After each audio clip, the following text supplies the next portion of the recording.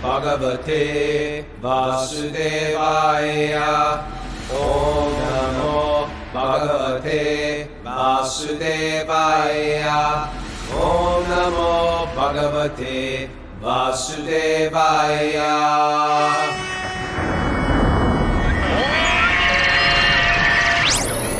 Live from Super Soul Farm, this is Wisdom of the Sages, a daily yoga podcast with your host, Raghunath, and co-host and senior educator at the Bhakti Center in New York City, Kaustubha Das.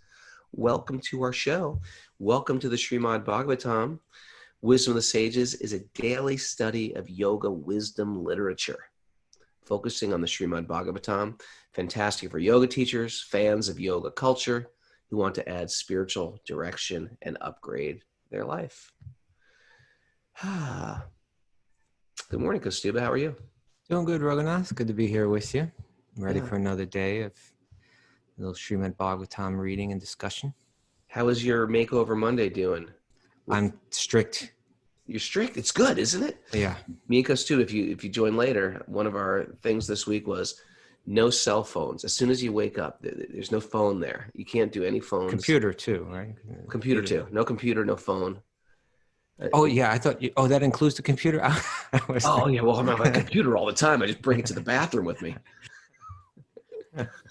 No, it's been great. It makes my japa really more clear.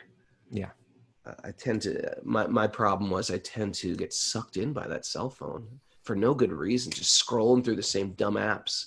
Mm-hmm. And it's like addictive, like video games, like drugs. I'm not into it. I'm over it. And it really messes with your japa. And if the whole goal of this thing is to calm the vrittis of the mind, that information age just stirs them up all the time. So true.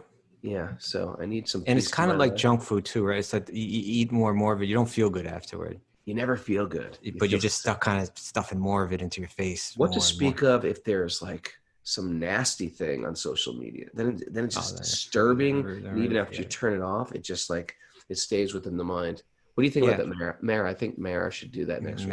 Yeah, I think I need it too. Okay. Yeah, you're waking up, you're checking stuff, looking around. I look at my phone, seeing if. One day we're gonna need Mara desperately. We're gonna be like Mara, we need you. Sorry. Phone detox. Phone detox. I know.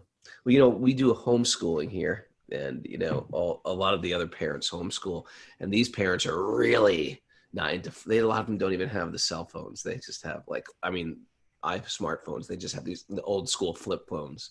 People do that, and when you want to reach out to them to get the kids together, it is like you might be waiting for days to communicate to these people. You gotta just like drive to their house.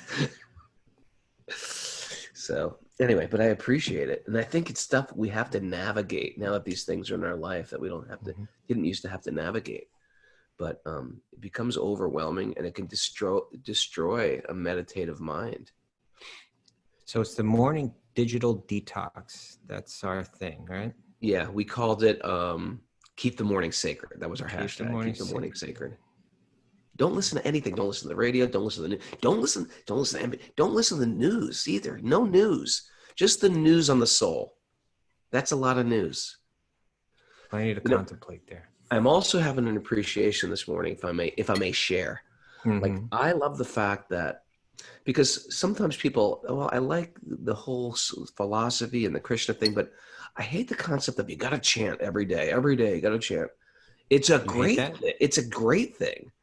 It was actually a genius thing because there are some lineages where japa isn't emphasized. Sure. But I love the idea of a prescribed number of chanting japa. Even if it's not 16, even if it's 1, but you prescribe it. And that way you do it every day. And I remember when I was first getting into spiritual life and spiritual traditions, I was like, all right, well, okay, I've read this book. Now tell me what to practically do. Give me some info on a regular basis. Give me some spiritual practice. And it is a bona fide, what am I saying? It's a process. It actually works. It works.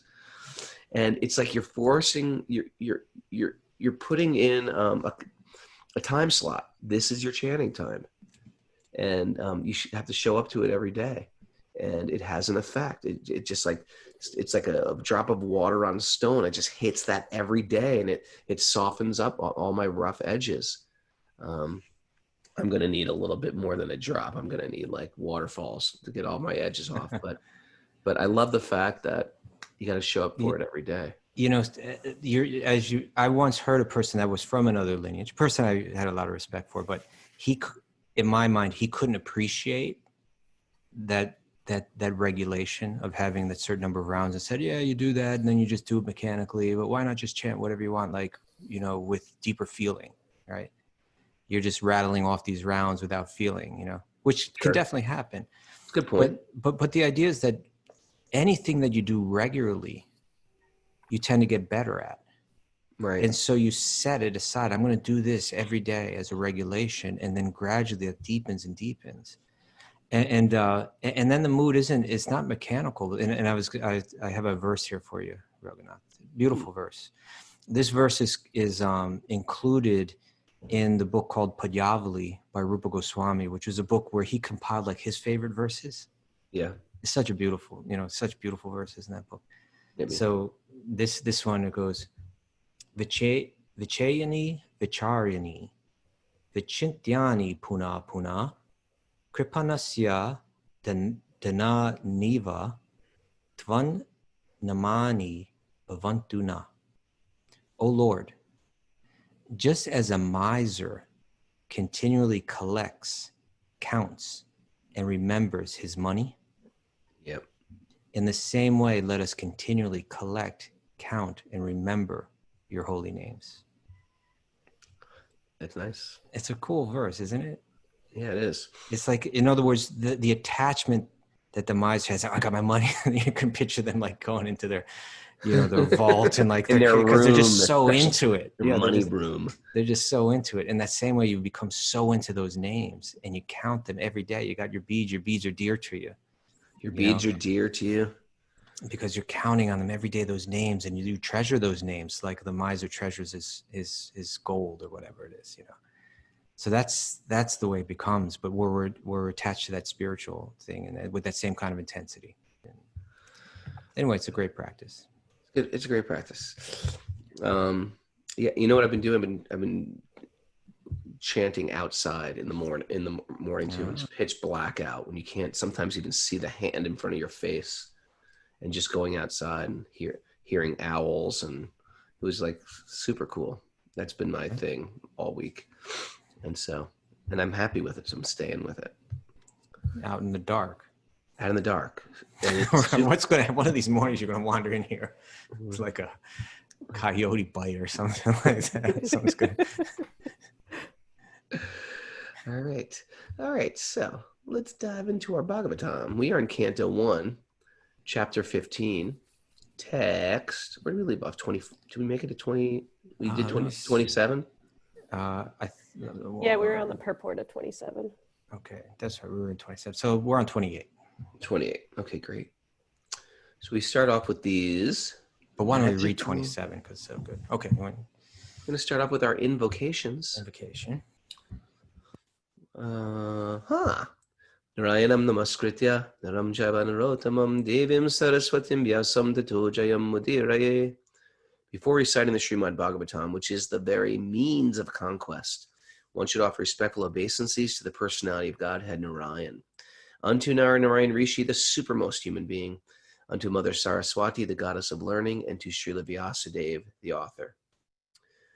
Nasta prayeshva bhadreshu nityam bhagavat sevaya bhagavati uttama shloke bhaktir bhavati naishtiki. By regular attendance in classes on the Bhagavatam and by rendering service to the pure devotee, all that is troublesome to the heart is almost completely destroyed, and loving service to the personality of Godhead, who is praised with transcendental songs, is established as an irrevocable fact. Om Gyanatamurandasya Gyananjana Shalakaya Chakshurun Militam Yena Tasmai Shri Gurave Namaha. Namaha. Okay. All right, so here we go. Text 28. Sutta Goswami said, thus being deeply absorbed in thinking of the instructions of the Lord, which were imparted in the great intimacy of friendship, and in thinking of his lotus feet, Arjuna's mind became pacified and free from all material contamination. So, by remembering the previous verse, Arjuna spoke about the Bhagavad Gita, right? He walked in the door like he was, externally he appeared like a totally, like lamenting the way a materialist laments, right? Oh no, I've lost something. Now Right. life is terrible. Oh my God, what will I do now? He appeared not to be that yogi who's like on that spiritual platform in one sense, right? But actually, that was his spiritual emotion. But here we can see that, and as a spiritualist, it just led him into deeper meditation on the wisdom of the Bhagavad Gita, which was what was shared with him by Krishna himself. And so he said in text 27, now I'm attracted to those instructions imparted to me by the personality of Godhead, Govinda, Shri Krishna, because they're impregnated with the instructions for relieving the burning heart in all circumstances of time and space. And then today's verse, and thus being deeply absorbed. That's what yoga is about, right? That the mind can become deeply absorbed. So thus being deeply absorbed in thinking of the instructions of the Lord, which were imparted to him how? In the great intimacy of friendship, right? That we, Arjuna realized something that we struggle to realize, that the Lord in the heart, that the Lord is that intimate friend, right? What's also cool? Yeah. Sorry. No. Is we get to hear their conversation in friendship. And we hear Krishna's Leela, when his childhood Leela, we get to hear his conversation in a fraternal, parental relationship. We get a glimpse. The Bhagavatam is giving us glimpses into different bhaktas' relationships, and it's rubbing off on us. And and here's a little formula in this verse, right? That he became deeply absorbed with thinking of the Lord's instructions. Okay. And then he understood them coming from a place of intimate friendship. That combination, I'm meditating on the wisdom with the realization that Krishna is my friend. And the result of that was that his mind became pacified and freed from all material contamination, all the attachments. And that's kind of a theme for today, is like how we have to let go of all our material attachments, how we have to let go of all our material designations. Material designations. Yeah, material designations. In Sanskrit, there's a term upadi, right? False designations. Identifying with that which we're not. And so Arjuna, this chapter is entitled "The Pandavas Retired Timely." And so it has a lot to do with at that time in life, right? Where they were grown, their children were grown. They were able to hand over their important, on one level, important responsibilities in life. They were able to hand them over to the next generation. And then in a timely way, at the right time in life, they let go of all the material roles, responsibilities, and even more important, the inner identification with those roles. They were able to let that all go. So now at this point in life, Arjuna is able to deeply absorb his mind in the Shastra, in the wisdom. And he's doing it with a feeling of friendship, connection with the Lord. And his mind, he's finding peace. And he's letting go of all those designations. So he's going to do it here. Yudhishthira is going to do it here. Kunti, their mother, is going to do it here. It's all coming up in this end of this chapter. This is where people go wrong, even on a bhakti path. Either they're we get overly attached to I am this temporary designation, and then it's so struggling when the kids grow up, or you're going to lose something that you identify as you. You get a car, a home, or we do the opposite, where we just don't take it seriously. And I'm so spiritual that I don't need any of this stuff. And my husband's Maya. He's not serious about spiritual life. My wife is Maya. My kids are Maya. and people falsely renounce their duties of this world. So there's a balance. The duties or the Dharma of this world are good to us. Yesterday we used that example of a thorn, taking out a thorn. You get a thorn in your foot, there's nothing around, you're going for a barefoot hike, and you find another thorn, and you use that thorn to sort of tweezers out the other thorn. So we're going to use Dharma. And this is, I think, the interesting thing, and what I love also about this Vedic thought is we're not just ethical for the sake of being ethical. We're not just good for the sake of being good, but even goodness, even morality, even ethics is supposed to bring you to a deep love, a deep Krishna prema, or this deep love in the heart. We're not just being good neighbors. We want to be this high love. So people will say, well, why don't you just leave and become holy men and women? Because there's Dharma in this world that is meant to, that starts to train us and refine us. And we learn duty and we learn duty, attachment without possession. We learn commitments. We learn getting over the mind, how the mind is so fickle. We learn responsibility. Those qualities are all good and necessary for liberation. And you can't jump over that unless you're some very, very, very, very special birth. You can't jump over those steps. You can't just jump to the top of that ladder. So that's what Dharma is in place. And there's that other verse, Kaustubha, which calls, okay, here's my Kaustubha hot seat. You ready? Okay. Hit me with your best shot. Don't get me going. Don't get me going with air guitar. It's useless waste of time. Shrava eva hi kevalam. Huh? Shrama eva hi kevalam from the first canto, second chapter. That Dharma, which doesn't give, because we talk about Dharma in the yoga community, we're always talking about a Dharma talk. The Bhagavatam says it clearly right in the get-go, and I love this. That Dharma, which doesn't give you pure love, that Dharma is a waste of time. We are not just practicing Dharma to be the good guy. For example, you might have a father that didn't gamble your money away, or he wasn't a philanderer and he was responsible. But if he had no love, big deal. So in the same way that all of our Dharma is meant to bring us to this very high connection, and you'll see again and again in the Bhagavatam, it brings you to above ethics and above rituals. It brings you to, I want pure love. I want pure bhakti. That is like the jewel we're digging for. That's what it's all meant to serve ultimately. Yeah, what do you think about that, Kaustubha? Thank you for bringing that up. It said there are two types of Dharma. There's the eternal Dharma, which is being eternal. It's not relative to time or circumstance. That is something that every living being shares. That's Swadharma or Nitya Dharma? Yes, you could use either of those terms for it, meaning that it's that each one of us, we each share this Dharma, this essence. And that Dharma is that our nature is to serve God with love. And through serving God with love, feeling that same divine connection with every living being. That is what we're meant to uncover through yoga, right? That's a Dharma, is our essence. Here we're using that term Dharma to mean something's essence.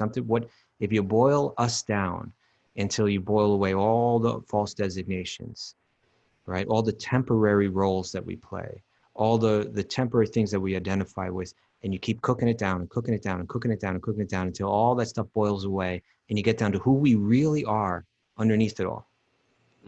That's that kind of Dharma, the eternal Dharma, Nitya Dharma, you could say.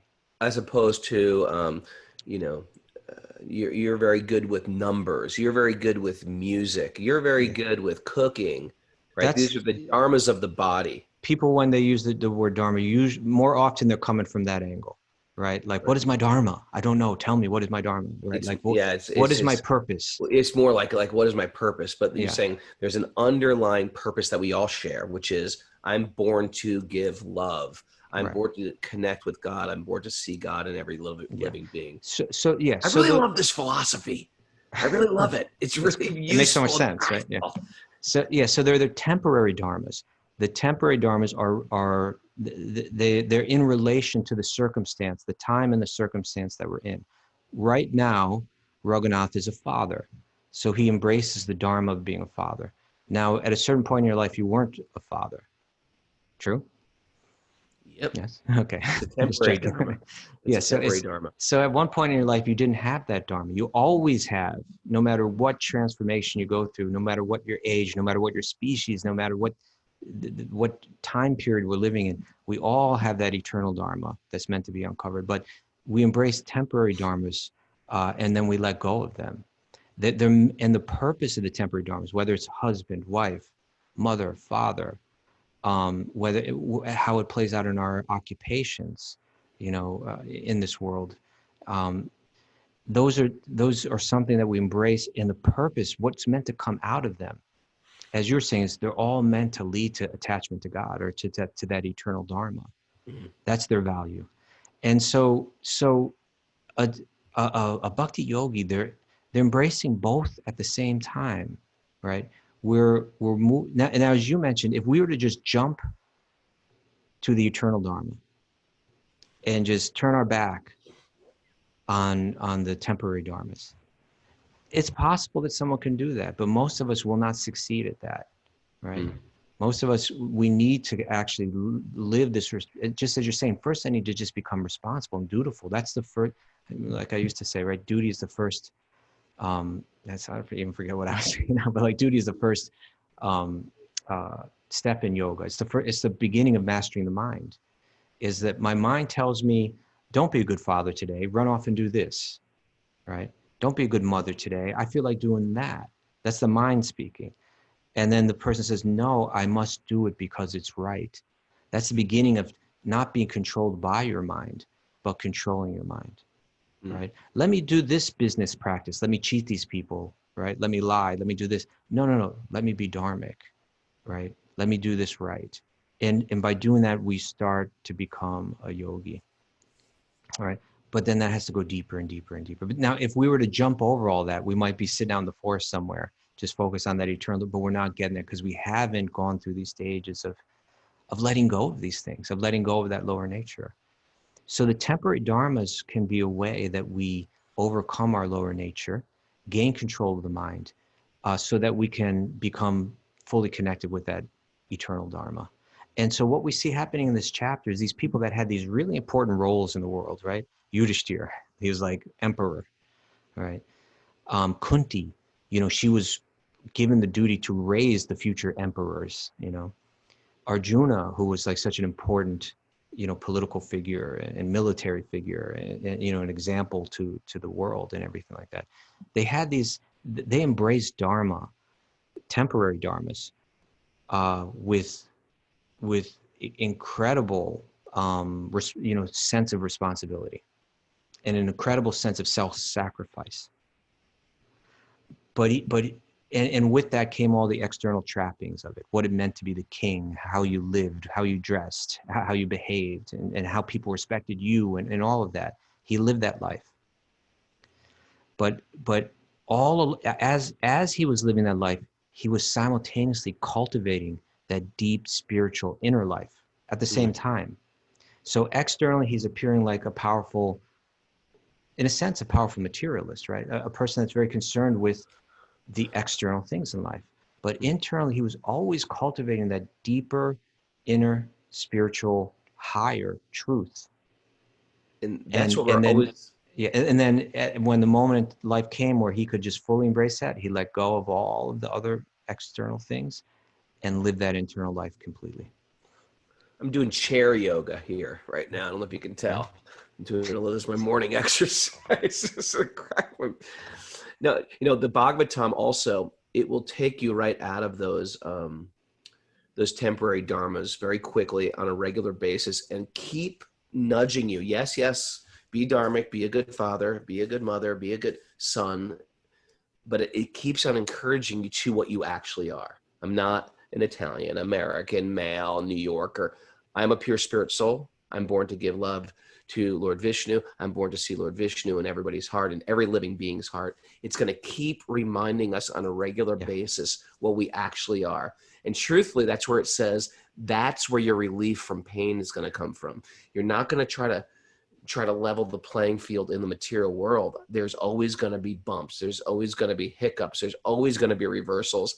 There's always going to be just and unjust, fair and unfair. It's not going to even appear to be completely fair in the material world. Even if you create like a utopia, it's not going to even exist, because there's always going to be some crazy you're going to have to deal with on a regular basis. But we have an opportunity to change how we relate to the material world as the all in all. It doesn't mean we just opt out of it. We're in it. We're raising families in it. But it means we see it in from a zoomed out perspective. Yeah. You know, a friend of mine, a person I don't think you've met, but how do you know? You didn't even say his name. Because I've talked with you about him in the past, and I think you responded by saying that you didn't know him. That's how. You don't know him. He's a special friend of mine.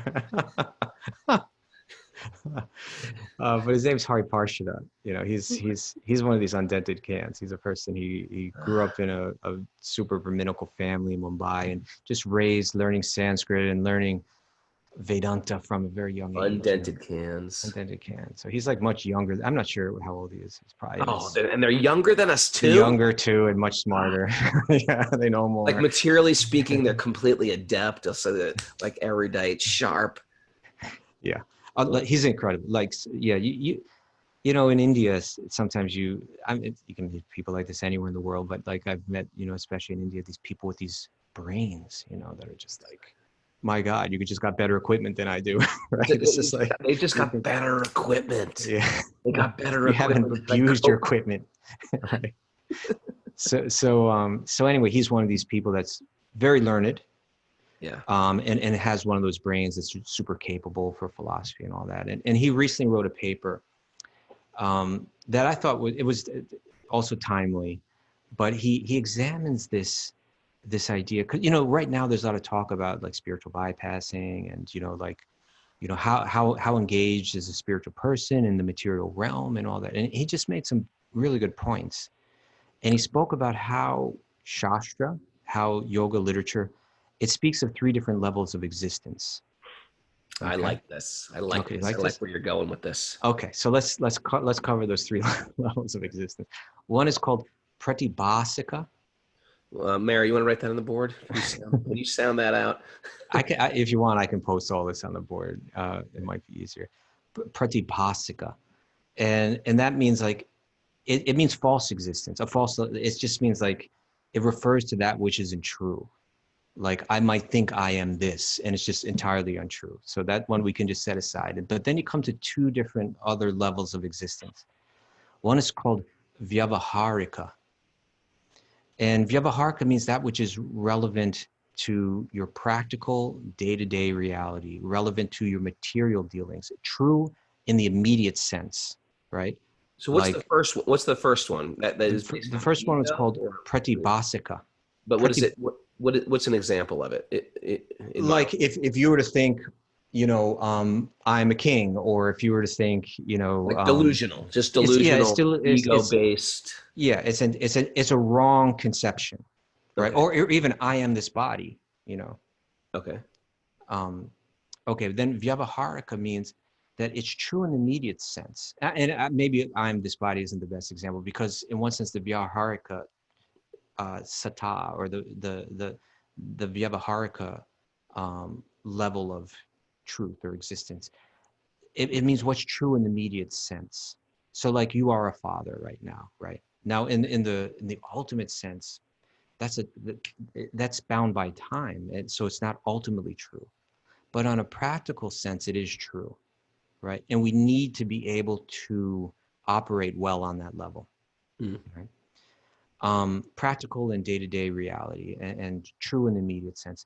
But then there's another type of existence, or another level of truth, called Pāramārthika. You know, Paramartha means like the highest truth, right? Parama is always referring to, like what's still higher. And so on that level, we're talking about that eternal Dharma, right?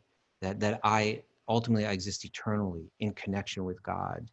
And ultimately the things of this world are constantly shifting. This world is constantly going to be a world of pain and, mixed pain and mixed pleasure. No matter what I do, ultimately it will continue that way, right? Ultimately, my goal is to totally transcend it. And right now we can see like there's a lot of people have trouble finding that balance, right? A lot of times I see within the devotional community, people are arguing on these levels. One person's saying, they're saying we have to do something to change the world. And other people saying the world is always going to be problematic. We need to transcend it. And one point that he made in this essay, maybe I'll share this essay on our thread in Patreon. Maybe I'll share it on the general thread, or the thread that we don't use enough, where you and I kind of cater stuff. Yeah, we have a thread that we never use. We got to start using that more. Yeah. We got to use it. I got to get more on my iPhone. Thanks for reminding me. I always get afraid if I share it there, then nobody's going to see it on the general thread. No one looks at our private thread. We're not putting anything. But the point that he makes is, if someone is looking for a solution on the Vyāvahārika level, on the practical, immediate, day-to-day, relevant level, and you come across with Pāramārthika solution, it's just going to frustrate them and upset them, and create deeper angst in them and confuse, right? Sure. So a mature, in my eyes, a mature spiritualist, a mature yogi is going to understand both these levels, and that's what Yudhishthira has done with his life here. He's lived as a responsible king. He's righted wrongs as they came up, right? He saw that as his duty, as his temporary dharma. And he saw the importance of it. He didn't minimize that, even though all along he was cultivating that deeper Pāramārthika understanding, that deeper, fully spiritual truth. But when the time came, when he reached a certain age, and he had a grandson that was ready to take up those, those more worldly duties that he had embraced, he had no attachment to them. Why? Because he had cultivated that higher truth all along. If he hadn't, it would be so hard to give it up. Either you're thinking, either you just have straight out material attachment, right? I can't give up the palace and I can't give up my prestige and all that. Or you think, the world won't be able to go on without me, right? It'll all fall apart without me. Right. And then you hang on. He was able to let go because he was operating well on both levels. On the external level, the temporary level, he embraced it. He saw the importance of it. He was responsible. On the internal level, all along, he didn't minimize he didn't minimize either of them. He didn't minimize that deeper, eternal, higher truth, and he cultivated that all along. And then he was able to go deep into spiritual life in that last stage of his life. So anyway, let's read these verses because they really hit on all this, I think. They're really great. Now I'm thinking about am I going to die with attachments and come back with those same exact attachments? I don't think you are, because you're embracing through reading Bhagavatam every day. You're embracing that. I know, but I need what do you call it? I need some super spiritual superfoods. That's what we're doing. Okay. That's what we're doing. Okay. Let's eat that superfood right now. Okay. So what are we on? Text 30? Yeah. Oh no, 29. 29. Parama Karuna. Sorry. Sutta Goswami said, thus being deeply absorbed in thinking of the instructions of the Lord, which were imparted by the great intimacy of friendship, and thinking of his lotus feet, Arjuna's mind became pacified and free from all material contamination. It didn't turn pages on me, sorry. No problem. Arjuna's constant remembrance of the lotus feet of Lord Krishna rapidly increased his devotion. And as a result, all the trash of his thoughts subsided. Throw out the trash. Yeah, all the brainwashing. It's so funny because that brainwashing is such a pejorative, and you're so brainwashed. It's like, yeah, wash my crazy brain, please. I've got so many crazy thoughts. I need this thing. I need some what's that? Shout it out. I need to shout my brain out. That's so much toxic stain remover, degreaser. Daily mental hygiene. I need some mental hygiene for my brain. Yeah. All right. Continuing on. Mm-hmm. Okay. Text 30. Text 30. Because of the Lord's pastimes and activities, and because of his absence, it appeared that Arjuna forgot the instructions left by the personality of Godhead. Right, But when he walked in the factually, door, he was just lamenting. right. But factually, this was not the case. And again, he became Lord of his senses. Hmm.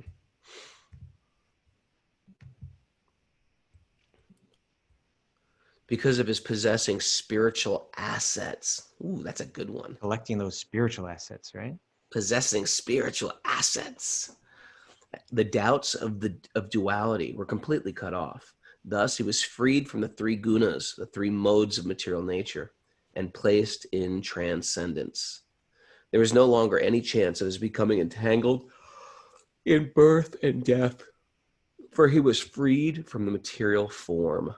He had achieved the goal of yoga, right? The last sutra of the Vedanta Sutras describes how when the gunas just let you go, they surrender, you overcome them, then you've achieved the goal of yoga. And so right here, we're hearing about Arjuna did it not through Ashtanga yoga, but he achieved that same goal through his devotion to Krishna, and here specifically through meditating on the verses of the Bhagavad Gita. And meditating on the lotus feet. And meditating on the lotus feet of the Lord. Those feet. You know, I have to do this thing. If I can tell you my personal struggles, I have to do this thing like whenever I'm feeling a little bit down, you know, and there's so many things that we can shove in that God-shaped hole in the heart. You can shove snacking or internet, or if I can just say, you know what, I'm feeling this way, I'm just going to go chant, go outside and chant, or go into the other room and sit and chant, or go in, and just every time you feel that pinch of the material nature, take shelter of chanting or the holy name. I feel like that has to be my default. I have to reprogram the default every time something comes up that's going to take me into some type of medicating a pain. And we can medicate pain with all types of TV, internet, you know, what to speak of like real problematic things, pornography, you know, alcohol, stuff like that. How can I medicate this pain with what will actually heal the pain and take it right to the holy name? That's my work. That's my work.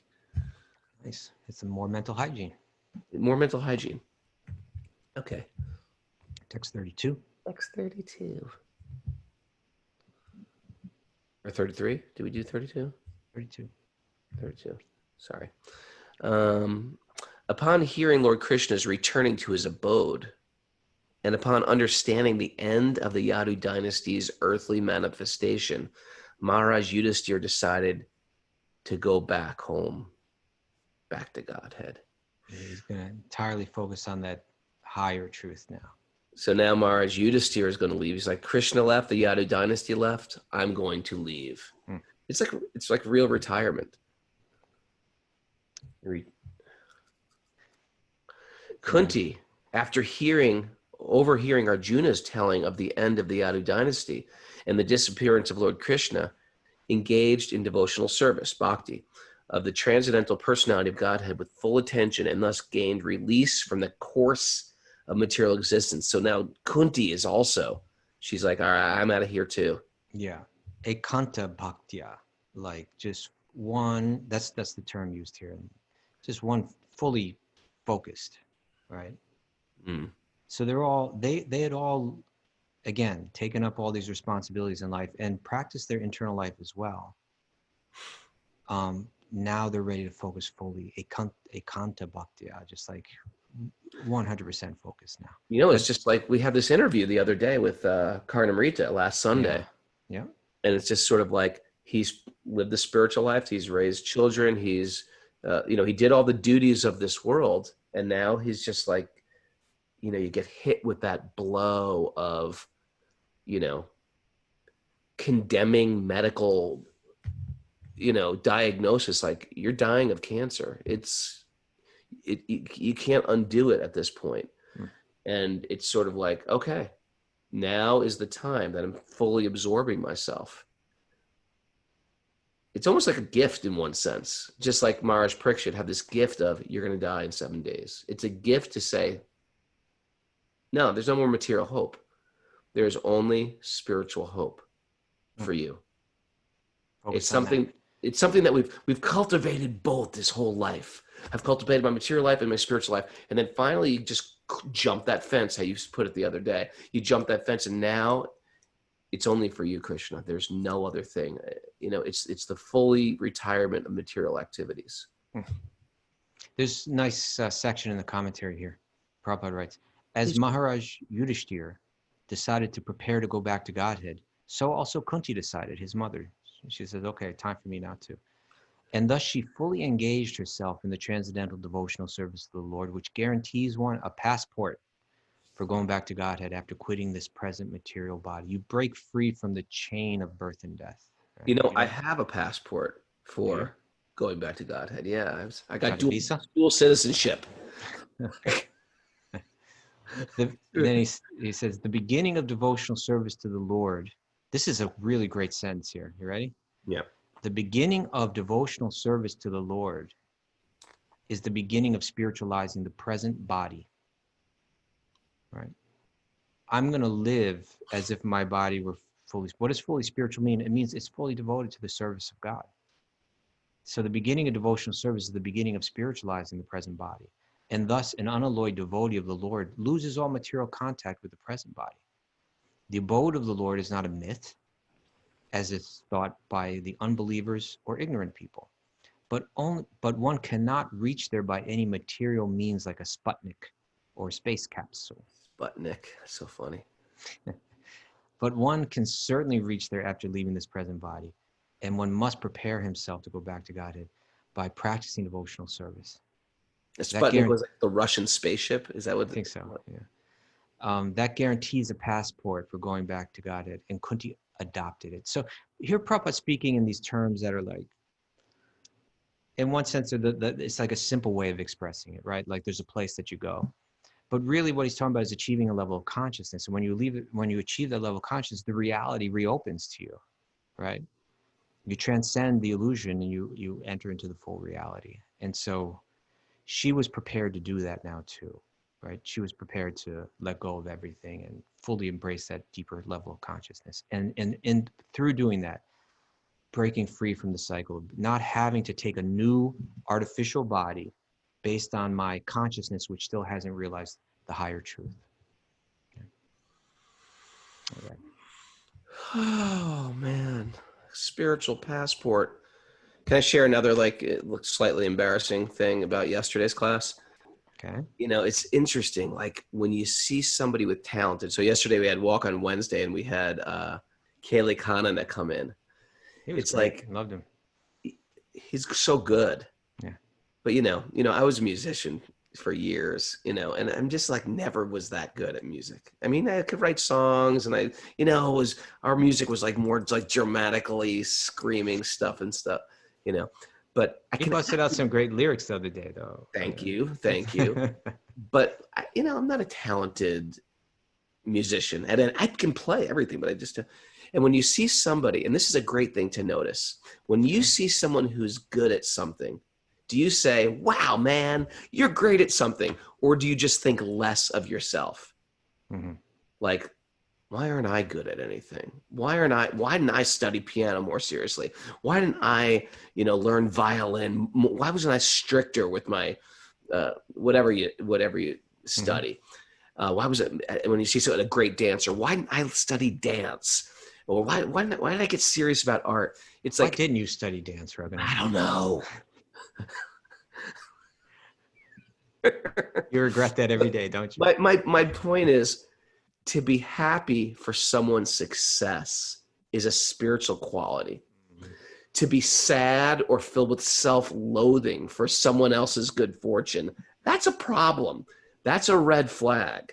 Are you confessing that you felt a little tinge yesterday? Is that what you're saying? I always do. I'm an envious snake, brother. You know that. I recognize it. I can recognize it. Like, wow, like why can't I play? You know, it's like it go instead of appreciating, it goes to like self-loathing and sort of like, Envy. oh, yeah. So it's sort of like happy for someone's happiness and sad for someone's sadness. You're compassionate Simple. when you see someone struggling. You're not like, oh, he's struggling. Yeah, it's about time he's struggling. You know, that's part of being on a spiritual track. I'm sad for someone's sadness. I'm empathetic when someone's hurt, and I'm happy for their success. Nice. That's what I just want to share that. Thank you for sharing that, Raghunath. What do you think of that, Mara? Beep. She's muted. She just muted herself. She's like, I don't even want to talk about it. Mary, you can't go around this world just being muted. I'm muted now. I was doing all right with it. Voice your opinion, Mara. Yeah, no, I think we appreciate your honesty. We all have that.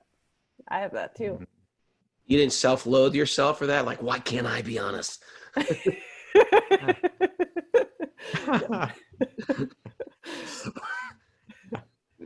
Why don't you share something vulnerable, Mara? It's a Fibonacci envy spiral. Right. Okay. The supreme unborn Lord Sri Krishna caused the members of the Yadu dynasty to relinquish their bodies, and thus he relieved the burden of this world. This action was like picking out a... You just said that. Do you see what's going on here? This action was like picking out a thorn with a thorn. Though both are the same to the controller. I've been talking about this analogy for 2 days now. And then it came up. There is a God. Shall we continue or want the purport? Continue. All right, sir. The Supreme Lord relinquished the body, which he manifested to diminish the burden of the earth. Just like a magician, he relinquishes one body to accept different ones, like the fish incarnations and others. Okay. 2 things come up here, Kaustubha. One thing is I give a shout out to, we have 2 professional magicians who listen to the show. Oh, yeah? I never read their letter and I never thanked them, but You didn't mean you never read it out loud on the show? I never read it out loud on the show. I read their letter, but they're 2 magicians, and because they know my 6-year-old is into magic, they gave me a bunch of magic trick videos. They work together, or they're separate people? They work together. They're like Okay. live in Las Vegas, and they're professional magicians, and they're What are their devotees. They're dharmic magicians. What's their names? I can't remember. Oh, They're okay. really cool. You know who is also a magician? Who? P.R. Mohan in Oh, Connecticut. Yeah, he's a magician. Yeah, have you ever seen him wear his tuxedo and everything like that? You know the famous story of Prabhupada and the magician? I do. You want to share that story? Why don't you share it?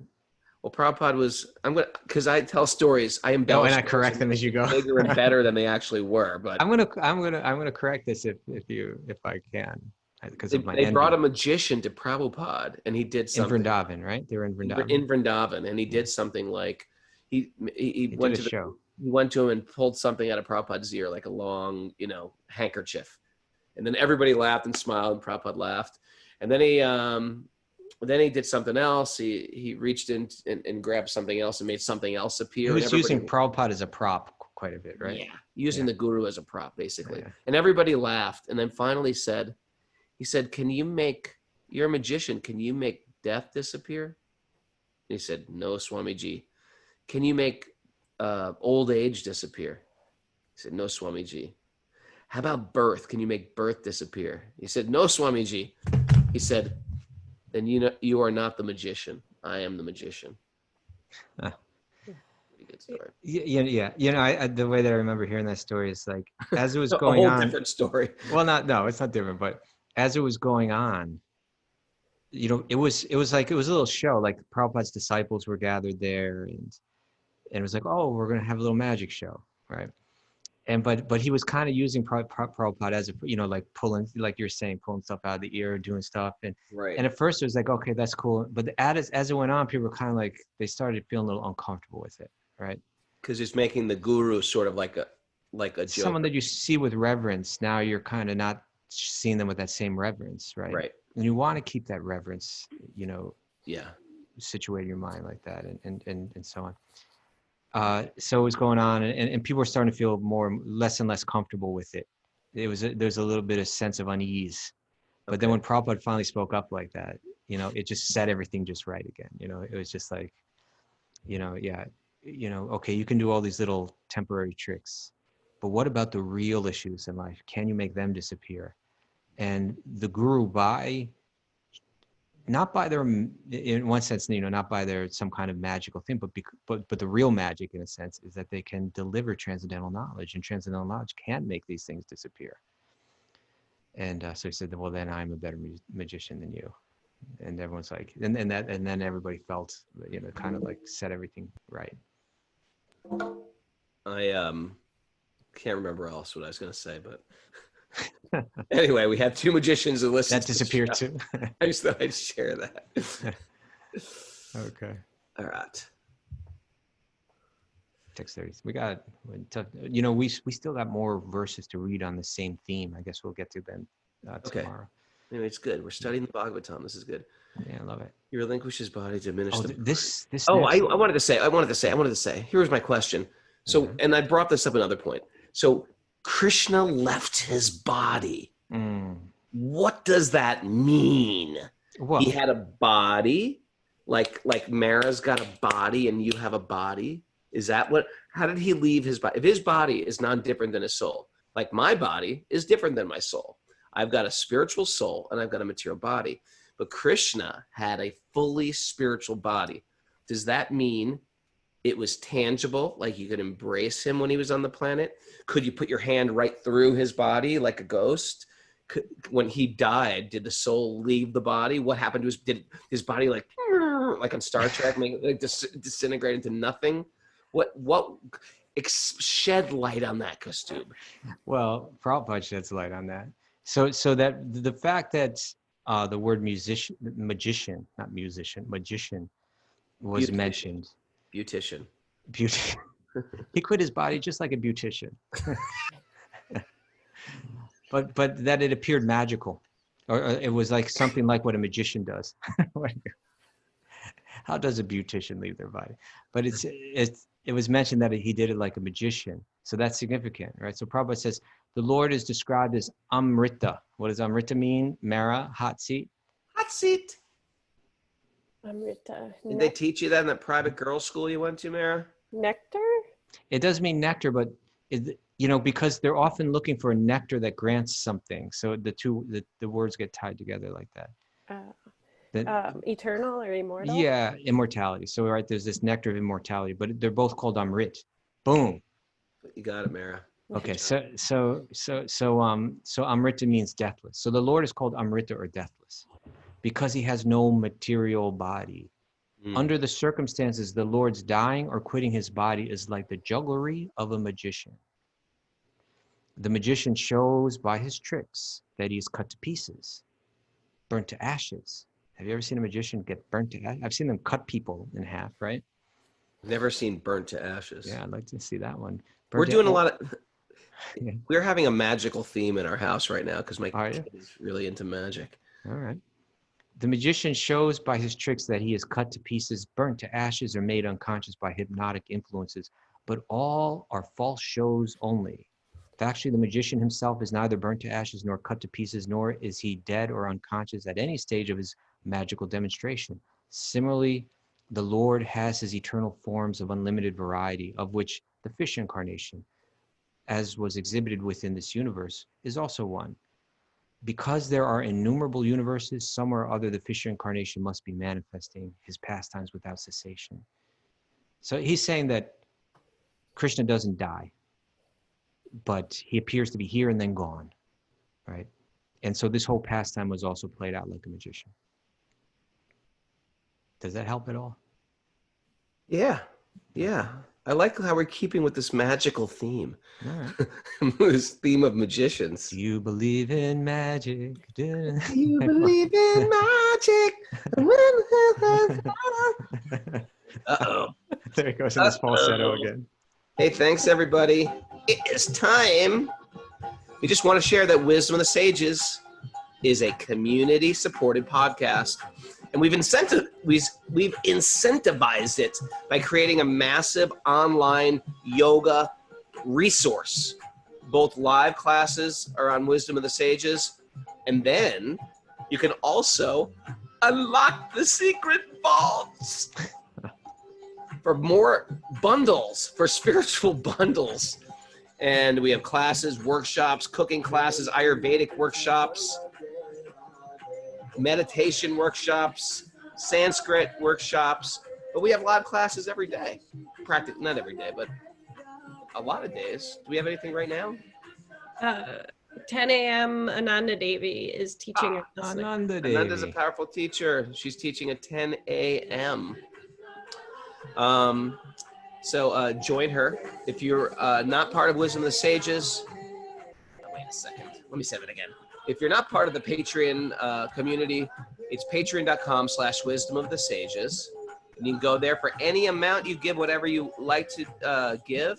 If you feel like you're getting something, or if you want to explore, you give something small. And then if you appreciate it, you can give more. You can give whatever you want. But we're trying to make this, we're trying to do this for serious, for real. And every bit helps keeping this boat afloat. Thank you, everybody, for joining us live on Zoom. I know it's a pain to get up at 5 a.m. and listen to the Bhagavatam, and you're doing it, and I'm grateful. I'm not just grateful for you. I'm grateful, what am I trying to say here? I'm grateful for me. I have this accountability that I have to get up and listen to the Bhagavatam every morning, and although I try to fight it, I know it's good for my soul. And I feel it directing my choices and my life, and I'm grateful.